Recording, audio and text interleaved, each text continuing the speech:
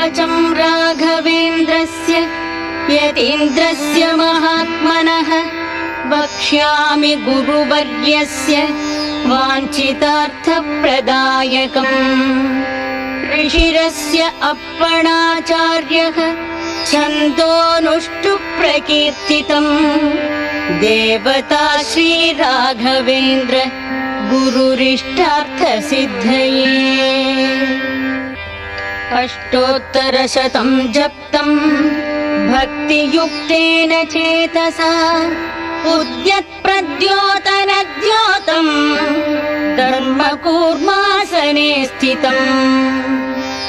गत्यगत्योतनत्योत प्रतापं राममानसम् धृतकाषाय वसनं तुलसीहारवक्षसम्।